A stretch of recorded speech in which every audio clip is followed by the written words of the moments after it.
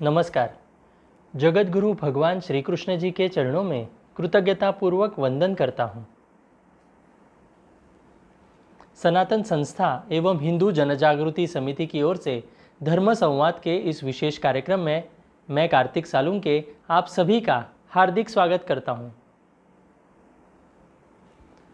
बंधुओं, हम सभी को आनंद प्रदान करने वाले और सभी विघ्नों को दूर करने वाले भगवान श्री गणेश जी का उत्सव 22 अगस्त से प्रारंभ हुआ है। कोरोना महामारी के इस काल में हमारे सामने जो समस्याएं निर्माण हुए, तो उससे लड़ रहे सभी भाविकों में श्री गणेश जी के आगमन से उत्साह का वातावरण है।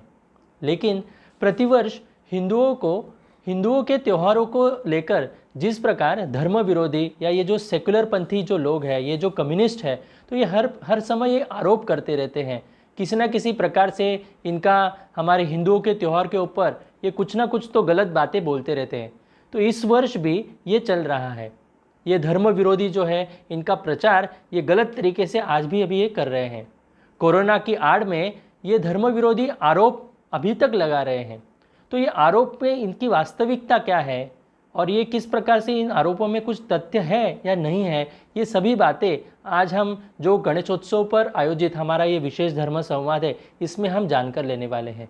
हमारे साथ हिंदू जनजागृति समिति के राष्ट्रीय मार्गदर्शक सद्गुरु डॉक्टर चारुदत्त पिंगले जी हमारे साथ उपस्थित है। नमस्कार सद्गुरु डॉक्टर पिंगले जी। नमस्कार कार्तिक जी।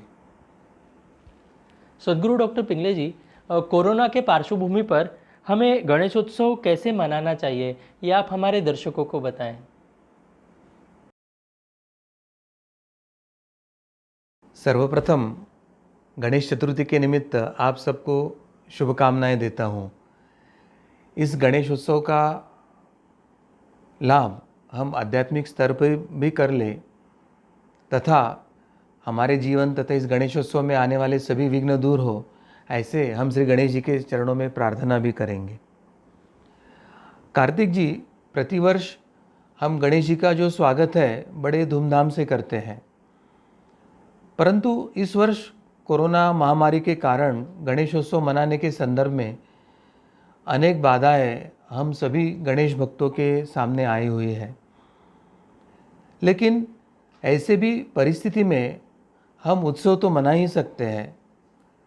महामारी हो, बाढ़ हो, भूकंप हो, जैसे कुछ नैसर्गिक संकट हो या युद्धजन्य परिस्थिति हो या हमारे पारिवारिक या ऐसे जीवन में कुछ बाधाएं आती हैं, तो ऐसे समय में धर्मशास्त्र कुछ हमें अन्य मार्ग भी बताकर हम धार्मिक उत्सव या त्यौहार कैसे मनाएं, इसके बारे में सूत्र हमें बताते हैं, जिसे हम आपद धर्म कहते हैं।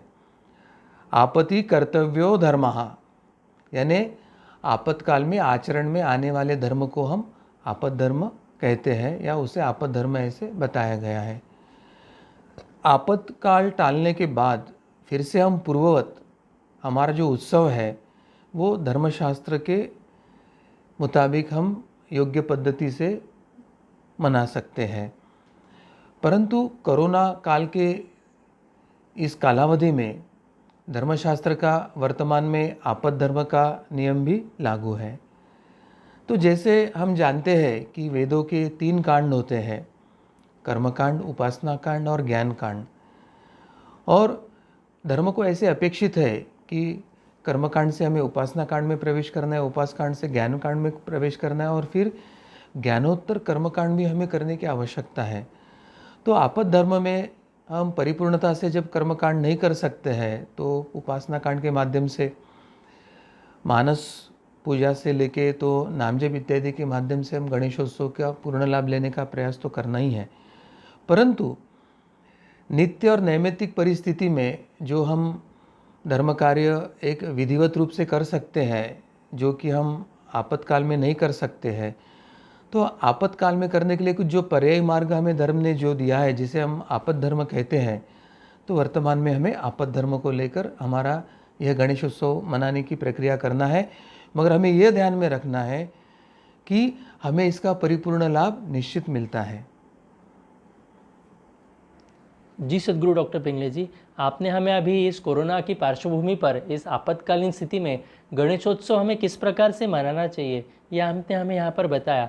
परंतु मैं आपसे कुछ यहाँ पर जो हमारे सामने कुछ प्रश्न आए हैं तो मैं आपके सामने उपस्थित करना चाहूँगा। गणेश जी की जब मूर्ति बनती है तो वो मूर्ति बनते समय उसमें एक बीज डाला गया है और उस बीज के माध्यम से मतलब एक गणेश मूर्ति तैयार की गई है, उसके अंदर बीज रखा गया है। तो इस बीज मिलाई हुई मिट्टी की मूर्ति घर लाकर उसकी एक प्लेट में स्थापना करें और उस पर पानी डालकर मूर्ति का विसर्जन करें, तो जिससे मिट्टी पिघल जाएगी और उसमें से बाद में एक उस बीज से एक पौधा आएगा। तो ऐसे मूर्ति के ऑनलाइन मोल्ड भी उपलब्ध है। तो ऐसे आह्वान अभी के वर्तमान समय में हो रहा है, तो लोगों को भी इसका आकर्षण लग रहा है। तो इसके संदर्भ में आप हमें क्या बताएंगे? कार्तिक जी, सर्वप्रथम हमको यह देखने की आवश्यकता है कि ऐसे आह्वान करने वाले क्या लोग सही में धर्मपरायण या धर्म पर आस्था रखने वाले हैं क्या। सबसे पहले यह बात देखने की आवश्यकता है। दूसरी बात यह देखने की आवश्यकता है कि यह जो आह्वान करने वाले लोग हैं क्या सही में उनका पर्यावरण पर प्रेम है क्या, और पर्यावरण रक्षा तथा पर्यावरण प्रदूषण के संदर्भ में वे वर्ष भर अन्य क्या उपक्रम चलाते हैं, या जो अन्य घटक इन पर्यावरण चाहे जल वायु हो इसके प्रदूषण के जो अन्य घटक है तो उसके संदर्भ में ये तथाकथित जो पर्यावरण प्रेमी है या पर्यावरण रक्षक है तो वो साल भर इसके संदर्भ में क्या उपक्रम करते हैं, वो उनकी भूमिका हमें समझ कर लेना होगा। और उसके बाद यह आह्वान करने के पीछे सही में पर्यावरण प्रेम है या हिंदू धर्म पर आघात करने की उनकी एक मनोवृत्ति है, या वे उस विचारधारा से आते हैं जो हिंदू धर्म पर निरंतर आघात करते हैं। और इसी पर्यावरण चाहे जल हो या वायु प्रदूषण हो इसके संदर्भ में जब इस्लाम या ख्रिस्ती धर्म के कुछ घटक उभर कर सामने आते हैं तो उस समय क्या ये इस्लाम या क्रिश्चियन धर्म विरोधी भी भूमिका लेते हैं या उस समय चुप रहते हैं क्या। तो ये जो आरोप करने वाले हैं और ये जो आह्वान करने वाले हैं उनकी यह पार्श्वभूमि सबसे पहले हमें देखने की आवश्यकता है।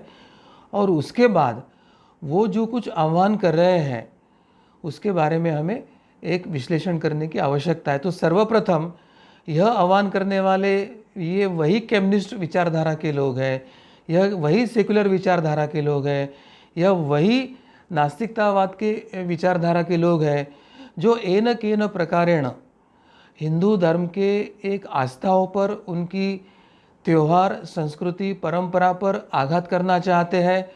लोगों के मन में चाहे पर्यावरण या प्रदूषण के नाम पे हो या अंधविश्वास या अंधश्रद्धा के नाम से हो, वो उनको भ्रमित करना चाहते हैं और बड़े मीठी बातों में वो अपना पक्ष रखने का प्रयास करते हैं।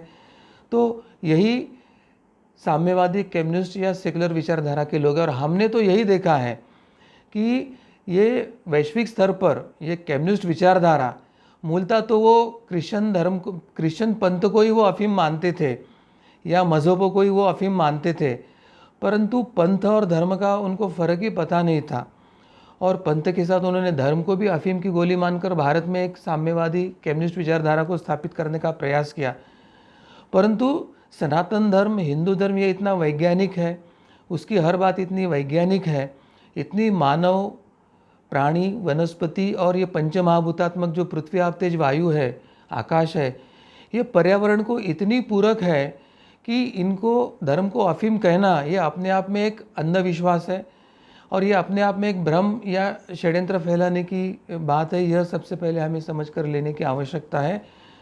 जिनका नरसंहार का इतिहास है और भारत में जब उन्होंने चीन का समर्थन किया, भारत का विरोध किया, चीन का समर्थन करते समय उन्होंने उनको मदद करने वाले, उनको अधिकार देने वाले नेहरू और कांग्रेस का विरोध किया था। उन्होंने भारत में रह के ये रशिया और चाइना के समर्थक बने थे। 47 में जो मुस्लिम परस बने थे, जिन्ना का समर्थन किया था। अभी भी 2020 में उन्होंने जेएनयू में सावरकर मार्ग के नाम को हटाकर मोहम्मद अली जिन्ना का नाम देने का प्रयास किया। तो ये कम्युनिस्ट सेकुलर विचारधारा है, वो एक प्रकार से हिंदू विरोधी, भारत विरोधी, इस्लाम और ख्रिस्ती समर्थक या पाश्चात्य परंपरा के समर्थक लोगों की यह आरोप है। यह सबसे पहले हमें समझकर लेने की आवश्यकता है क्योंकि यह पार्श्वभूमि समझने के बाद उनके आरोपों को कितना महत्व देना है वो हमें पता चलता है। अब हम प्रत्यक्ष सूत्र की तरफ आते हैं कि ऐसी मूर्ति जो बनाई जाती है तो उसके मिट्टी में ही बीज डालकर मूर्ति को बनाया जाता है। अब उस मूर्ति को एक थाली में रखकर उसमें पानी डालो, फिर वो मिट्टी पिघल जाएगी और फिर उसमें से पौधा आएगा। ऐसा एक लुभावना प्रलोभन उन्हें जनता के सामने रखा तो जनता को भी लगता है कि हाँ वृक्ष बहुत टूट रहे, तो ऐसे अगर हम करेंगे तो एक नया पौधा आ जाएगा वगैरह वगैरह। तो ये कितना भ्रम है वो हम प्रत्यक्ष अभी हम देख लेंगे। आज श्री गणेश जी का आगमन सभी के घर में प्रत्यक्ष में हो चुका है, ये हमको पता है।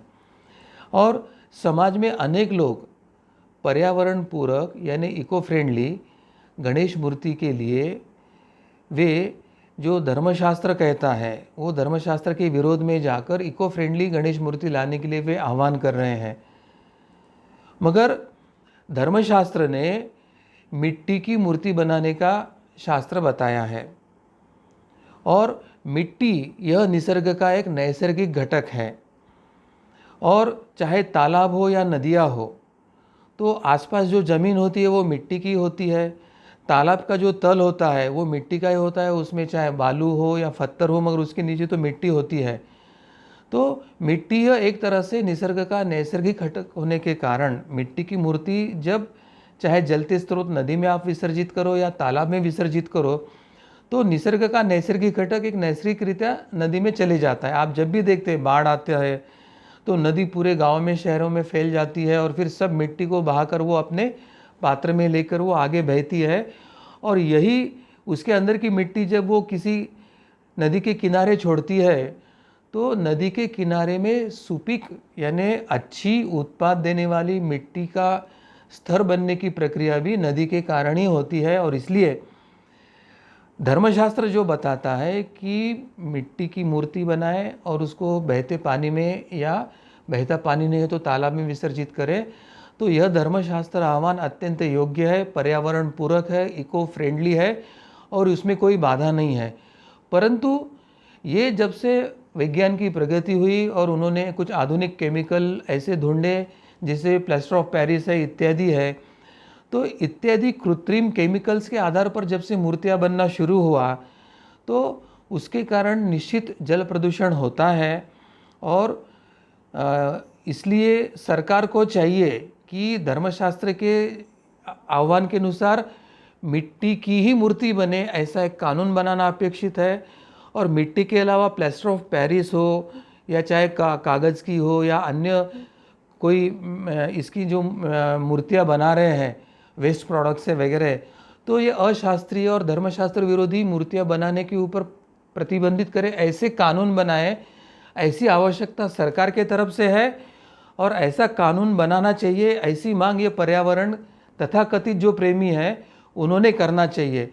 परंतु ये तथाकथित कम्युनिस्ट जो पर्यावरण प्रेमी है, सेक्युलर पर्यावरण प्रेमी है या जो धर्मशास्त्र विरोध करना चाहते, हिंदू धर्म को विरोध करना चाहते हैं, वो ना तो सरकार को ये आह्वान करते हैं कि प्लास्टर ऑफ पेरिस की मूर्ति बनाने के लिए प्रतिबंधित करने वाला कानून बनाए, कागज़ या अन्य जो अशास्त्रीय मूर्तियाँ हैं जो प्रदूषण करती है वो मूर्ति न बनाने के लिए कानून बना जाए, तो वैसे वो प्रयास न करते हुए लोगों के अज्ञान का, लोगों के कानून के संविधान के प्रति अज्ञान का, अशिक्षित होने के कारण उनके अज्ञान का लाभ लेकर और फिर पर्यावरण प्रेम, जल प्रदूषण, वायु प्रदूषण ऐसे लुभावने शब्दों का वापर करके वो समाज को गुमराह कर रहे हैं और एक प्रकार से सनातन धर्म परंपराओं पर वो आघात कर रहे हैं। ये हमें मूल बात समझकर लेने की आवश्यकता है।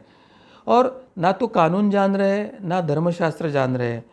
और धर्मशास्त्र न जानने के कारण किस प्रकार का कानून करके सरकार ये प्रदूषण प्रतिबंधित कर सकता है, यह पता न होने के कारण सर्वसामान्य हिंदू जो है वो इस आह्वान से भ्रमित होता है। तो इस उत्सव के कालावधि में जो कम्युनिस्ट विचारधारा के, साम्यवादी या सेक्युलर विचारधारा के या जो हिंदू धर्म पर आघात करने की मन में इच्छा रखते हैं, ऐसे एक लुभावने एक आह्वान करके जनता को गुमराह कर कर धर्मशास्त्र विरोधी एक अपप्रकार करने का प्रयास कर रहे हैं, तो उसके संदर्भ में हमने अध्ययन करके उनके विचारों का वैचारिक और बौद्धिक और कानूनी स्तर पर प्रतिवाद करना चाहिए। और श्री गणेश के आगमन, गणेश यह बुद्धि की देवता है, गणेश यह ज्ञान की देवता है, हमें धर्मशास्त्र का प्रसार करना होगा। हमारे धर्मशास्त्र के मुताबिक मिट्टी की मूर्ति ये कितनी योग्य है और ये ना तो जल प्रदूषण करती है ना अन्य कोई प्रदूषण करता है, यह हमको तथ्यों के साथ बताने की आवश्यकता है। पीओपी की मूर्ति, कागज़ की मूर्ति या तत्सम जो अन्य कचरा और वेस्ट प्रोडक्ट से बनने वाली मूर्तियाँ, यह नैसर्गिक घटकों से नहीं बनी, इसलिए इनसे निश्चित जल प्रदूषण होता है। और इसलिए सरकार को ऐसे मूर्तियाँ बनाने के लिए, प्रतिबंधित करने के लिए, कानून करने के लिए बाध्य करने की मुहिम हमको छेड़ना पड़ेगा। और ये जो नास्तिकतावादी है, कम्युनिस्टवादी है, सेकुलरवादी है, इनके इस धर्म के विरोध के जो झूठे अपप्रचार चल रहे हैं और ये जो झूठा लांछन डालकर भ्रम फैलाने की कोशिश कर रहे हैं, उसका बौद्धिक, वैचारिक और कानूनी प्रतिवाद करने की आवश्यकता है। और इसके लिए हम जो भी आवश्यक है वो सभी प्रयास निश्चित करेंगे। जी सद्गुरु डॉक्टर पिंगले जी, आपने जो हमें बताया तो हम सभी को ये ध्यान में आया कि इस ऐसे त्योहारों के समय हमारे धर्म को विरोध करने वाले किस प्रकार से गलत तरीके से आह्वान कर रहे हैं। इसके लिए हम सभी को धर्मशास्त्र क्या है वो पता होना अत्यंत महत्वपूर्ण है। तो वो धर्मशास्त्र क्या है वो अभी हम यहाँ पर समझ कर ले रहे हैं, और साथ ही में ये जो धर्म विरोधी है इनको हमें इसका जवाब भी देना है, और धर्म विरोधी ये कृतियाँ है ये इससे हमें टालना है। तो इसके लिए हम सभी प्रयास करेंगे। इसी प्रकार से और भी कुछ गलत बातें हो रही है तो इसके बारे में भी हम यहाँ पर सद्गुरु डॉक्टर पिंगले जी से हम वार्तालाप करने वाले हैं। सद्गुरु डॉक्टर पिंगले जी, इको फ्रेंडली के नाम पर कागज़ से बनी गई मूर्ति का उपयोग करें, तो ऐसे धर्मशास्त्र विरोधी आह्वान भी अनेक लोग कर रहे हैं, तो इसके विषय में भी आप हमें मार्गदर्शन करें। और सबसे महत्व की बात जो मैंने प्रारंभ में बताई थी कि ये आरोप करने वाले कौन है और उनका मूल उद्देश्य क्या है आरोप करने के पीछे।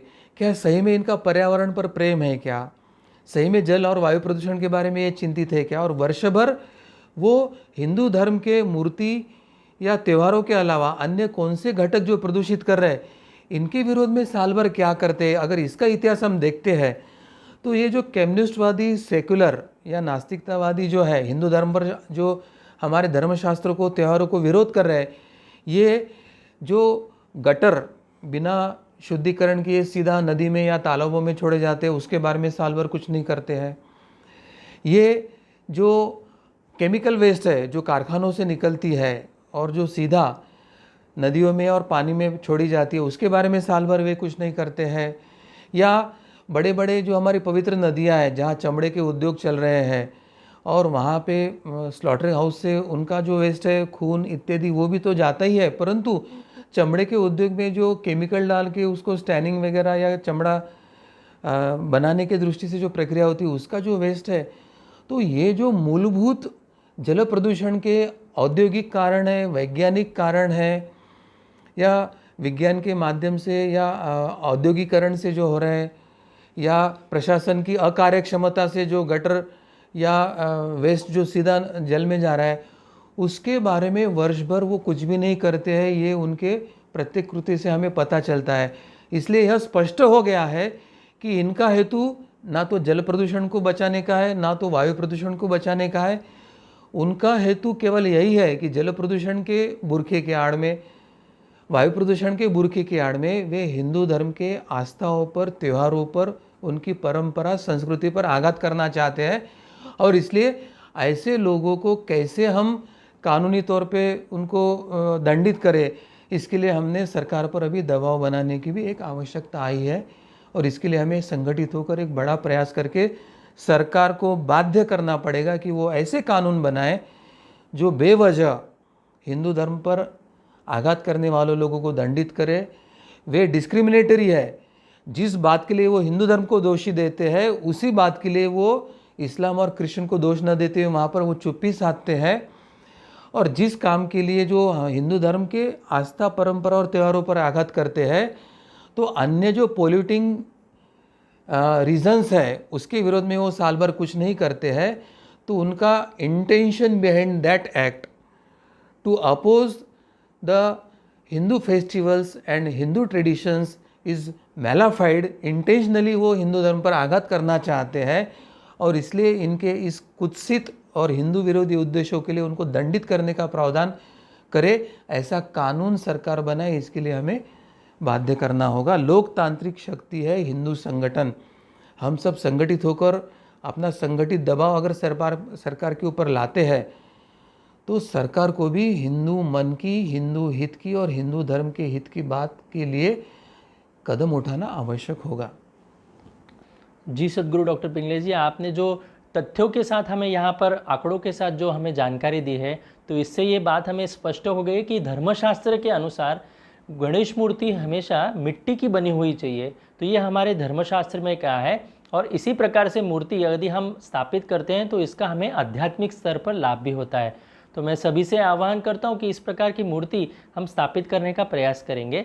मैं इस प्रश्न को लेकर मैं आगे भी आपसे पूछना चाहता हूँ कि नेशनल ग्रीन ट्रिब्यूनल के खुलासे में ऐसे स्पष्ट हुआ है कि इस प्रकार की कागज़ की जो मूर्ति है तो वो नहीं होनी चाहिए, तो ये हमें पता चला है। परंतु अभी भी वर्तमान में भी सोशल मीडिया पर भी ये कागज़ की मूर्ति जो बनी है तो इसके संदर्भ में प्रचार हो रहा है, और इस मूर्ति का वितरण भी सोशल मीडिया के माध्यम से ऑनलाइन हो रहा है।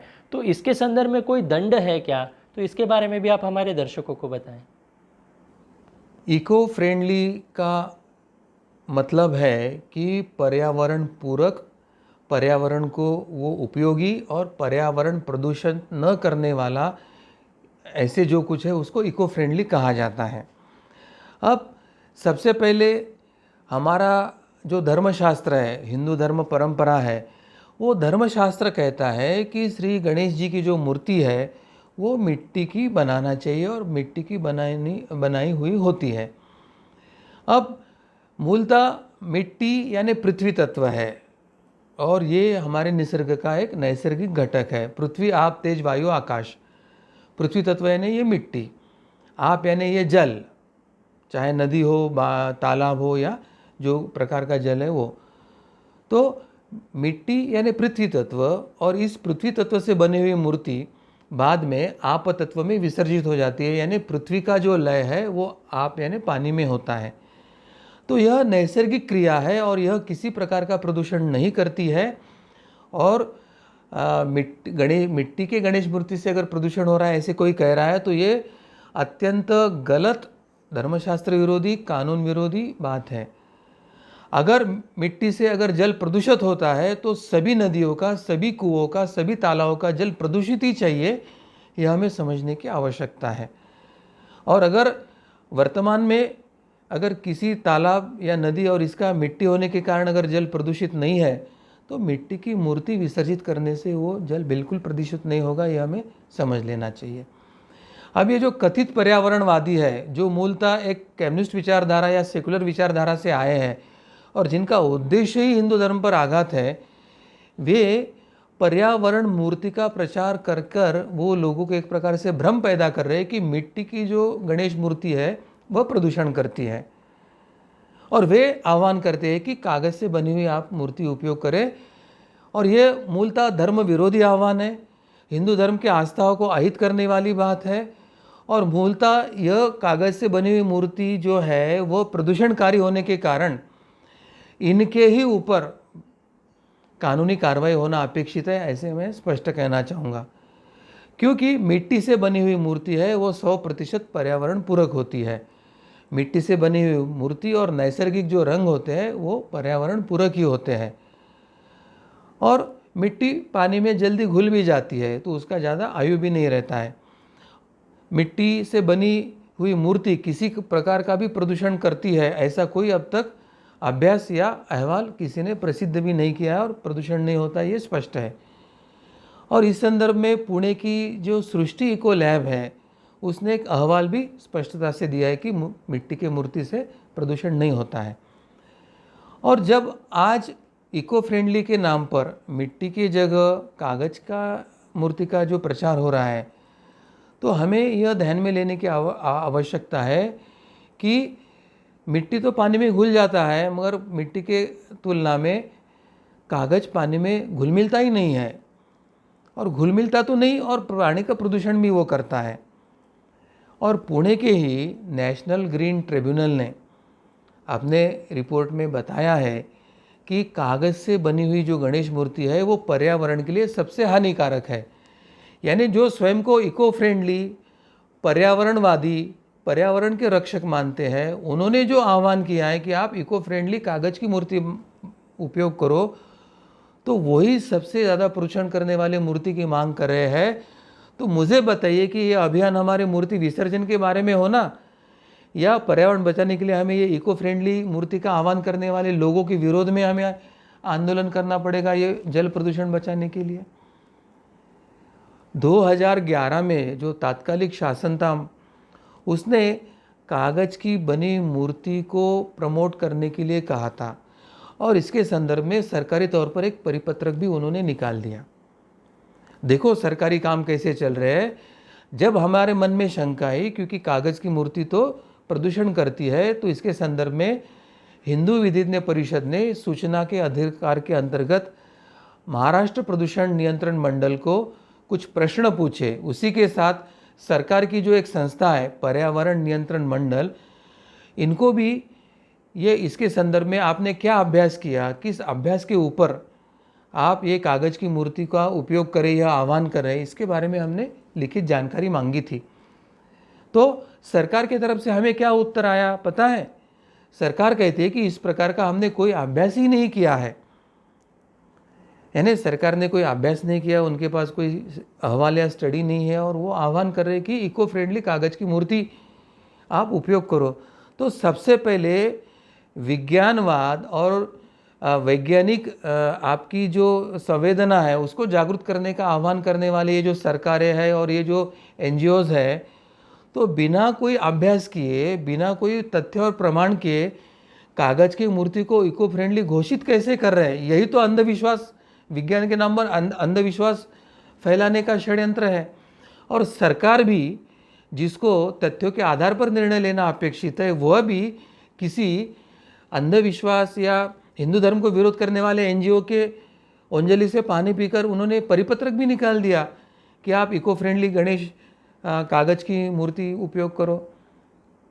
तो इस प्रकार ये अवैज्ञानिक तरीके से विज्ञान को एक लांछन लगाने के दृष्टि से बिना कोई अभ्यास से प्रत्यक्ष प्रदूषण करने वाली मूर्ति को इको फ्रेंडली कहकर प्रचारित करना, ये सरकार और एनजीओ के स्तर पर एक बहुत बड़ा जल प्रदूषण का है कि वो षड्यंत्र था, यह हमें ध्यान में आता है। और इसकी जांच होकर इसमें जो जिम्मेदार है उन पर कार्रवाई होना अपेक्षित है कि ये बिना अभ्यास के कैसे निर्णय दे सकते हैं।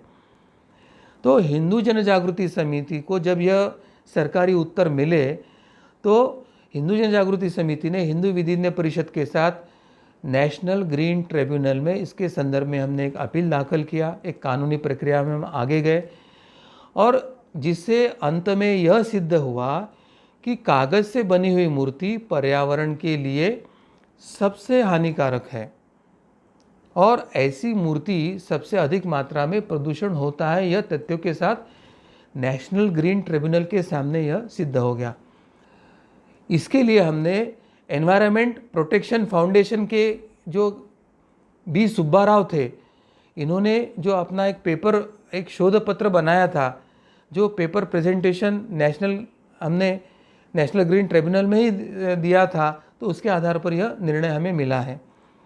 इसी के साथ मुंबई के केमिकल इंस्टीट्यूट में 4 प्रकार के गणेश मूर्तियाँ परीक्षण के लिए दी गई थी और उसके अभ्यास से यह ध्यान में आया कि 10 किलो कागज़ से 1000 लीटर पानी का प्रदूषण होता है और पानी में रहने वाले जलचर जो है उनका जो जीवन भी है, उसको भी एक संकट या धोखा उत्पन्न होता है। कागज़ का विघटन होते समय कागज़ के जो छोटे छोटे पार्टिकल्स बन के पानी में फैलते हैं, तो वह कागज़ के पार्टिकल मछलियों के सांस के जो चैनल्स है उसमें जाकर अटकते हैं और मछलियों को सांस लेने में कठिनाई उत्पन्न होती है और धीरे धीरे उनका मृत्यु हो जाता है। तो यह सब जब अध्ययन सरकार के सामने आया, उसके बाद शासन ने इस निर्णय पर प्रतिबंध लाया। यानी जिस तरह से विज्ञान का सत्य निरंतर बदल रहा है और अभी विज्ञान एक शाश्वत सत्य की स्थिति में पहुंचा नहीं है। ये दवाई आज आती है और फिर 1 वर्ष के बाद दूसरी कंपनी कहती है कि ये दवाई के ये साइड इफ़ेक्ट है और हमने ये नई दवाई लाई है। और 2 वर्ष के बाद तीसरी कंपनी कहती कि ये नहीं वो अच्छी है।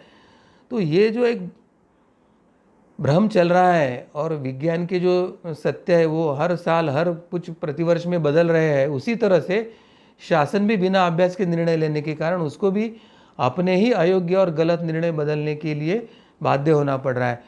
मगर ऐसे प्रदूषणकारी मूर्ति रखने के लिए आह्वान करने वाले शासक या ऐसे प्रदूषणकारी मूर्ति का आह्वान करके इको फ्रेंडली करके प्रसार करने वाले जो एनजीओज हैं,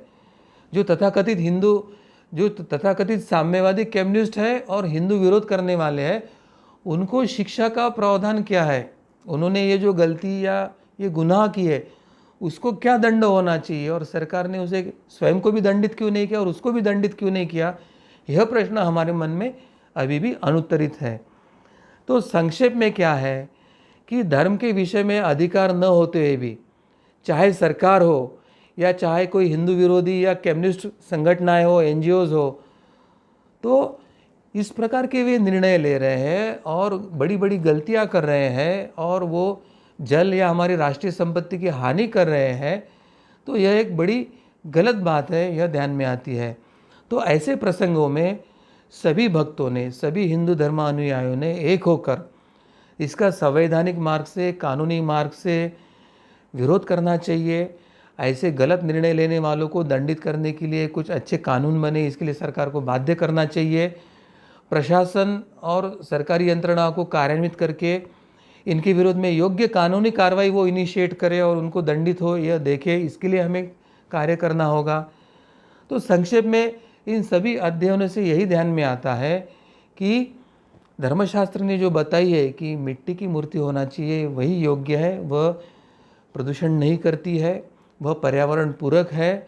और फिर चाहे कागज़ की मूर्ति हो, पीओपी से बनी हुई मूर्ति हो, अन्य वेस्ट प्रोडक्ट से बनी हुई मूर्ति हो, जो केवल अशास्त्रीय नहीं है तो प्रदूषणकारी भी है, तो ऐसी मूर्तियां बनाने के लिए सरकार ने कानूनन कदम उठाकर उसको प्रतिबंधित करना चाहिए और सही मायने में जल या वायु जो तत्सम प्रदूषण है उसको प्रदूषण होने से बचाना चाहिए।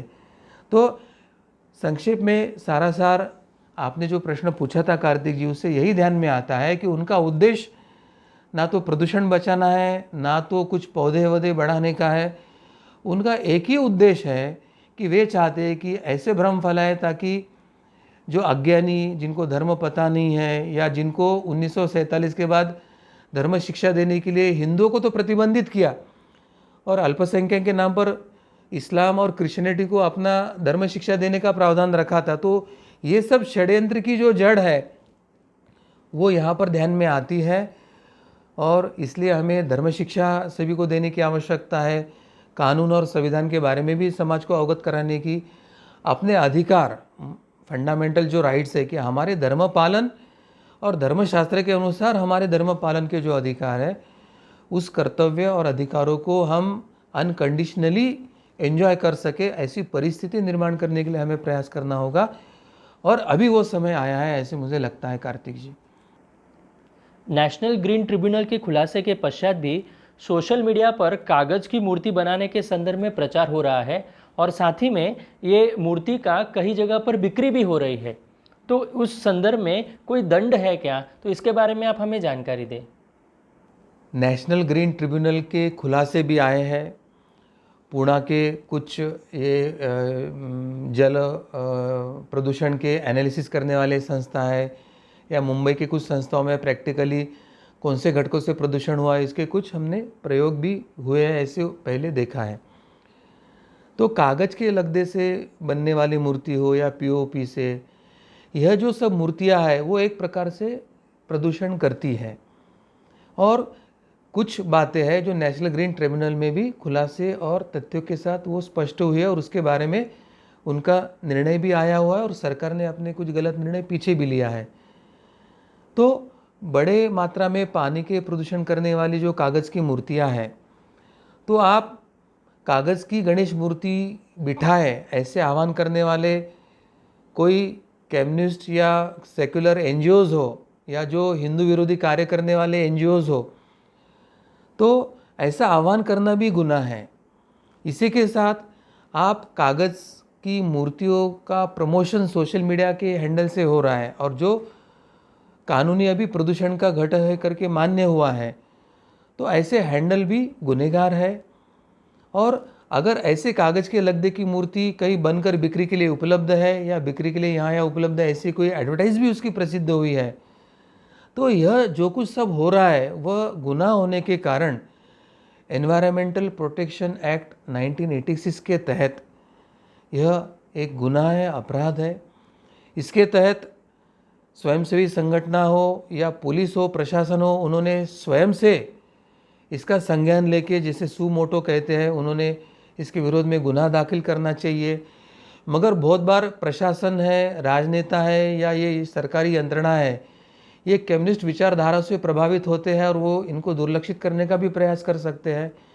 तो सजग हिंदू नागरिक, सजग हिंदू संगठन या एनजीओज़ सरकारी यंत्रणा को ऐसे बातों के विरोध में गुनाह दाखिल करने के लिए बाध्य करें, और इसके लिए वे कानूनी अपने हितैषी जो है हिंदू धर्म के लिए योगदान देने वाले जो अपने स्थानिक अधिवक्ता है, उनकी भी वे सलाह लें और कानूनी प्रक्रिया कानूनी माध्यम से वे पूर्ण करें और इनको सजा हो, उनको दंडित करे। सरकार उसके विरोध में एक कानूनी प्रक्रिया को प्रारंभ करे। ऐसे हो रहा है ना, यह देखना हम सभी की जिम्मेदारी है। तो आप ज़रूर इसमें पहल कीजिए और जहाँ आवश्यक है वहाँ हम आपको सहायता भी करेंगे। गणेश चतुर्थी के अवसर पर अभी आप जो ये विशेष संवाद यहाँ पर ले रहे हैं, इसमें गणपति के अवसर पर किस प्रकार से गलत आरोप बुद्धि प्रामाण्यवादी या फिर जो ये तथाकथित पर्यावरणवादी है ये कर रहे हैं, तो केवल हिंदुओं के त्यौहार के ऊपर इस प्रकार के आरोप किए जाते हैं, तो ये बातें हमें जानकर लेने की आवश्यकता है। तो कहीं ना कहीं पर हमारा धर्मशास्त्र क्या कहता है ये हमें समझ कर लेना होगा और इसके बारे में हमें उनको भी प्रति प्रश्न करने होंगे, उनको उत्तर देने पड़ेंगे और इस माध्यम से ही हम पुनः एक बार हमारे शास्त्रों ने बताया अनुसार धर्म क्या कहता है उसके अनुसार हम हमारे त्यौहार मना सकते हैं और इसका आध्यात्मिक रूप पर हम लाभ ले सकते हैं। इसके लिए धर्म शिक्षा अत्यंत महत्वपूर्ण है। मैं सभी दर्शकों से आह्वान करता हूं कि ये धर्म शिक्षा हमें मिले।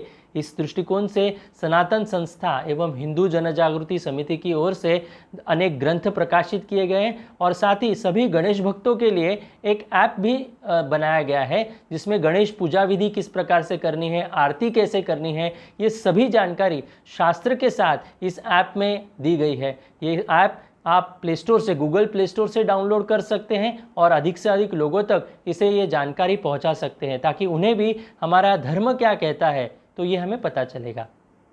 यदि ये विषय सुनते समय आपके मन में कुछ प्रश्न निर्माण हुए हो, कुछ शंकाएं हो, तो आप अवश्य चैट बॉक्स पर आपके प्रश्न हमें लिख कर दे सकते हैं। हम निश्चित रूप से आपकी शंकाओं का समाधान करने का पूर्ण रूप से प्रयास करेंगे। आज के इस धर्म संवाद के कार्यक्रम को हम यही विराम देते हैं, परंतु कल भी हम इसी विषय पर अधिक जानकारी हम लेने वाले हैं। विसर्जन से संबंधित कुछ महत्वपूर्ण सूत्र भी हम समझ कर लेने वाले हैं। तो मैं सभी से आह्वान करता हूं कि ये जो मालिका भी हम ले रहे हैं तो इसमें आप अवश्य सहभाग लीजिए, अधिक से अधिक लोगों तक इसे फॉरवर्ड कीजिए और ये कार्यक्रम देखने के लिए उन्हें भी आह्वान करें। भगवान श्री कृष्ण जी और भगवान गणेश जी की कृपा से ही आज का यह कार्यक्रम निर्विघ्न रूप से संपन्न हुआ, इसलिए उनके चरणों में कृतज्ञता व्यक्त कर आज के धर्म संवाद को हम यहीं पर विराम देते हैं। नमस्कार।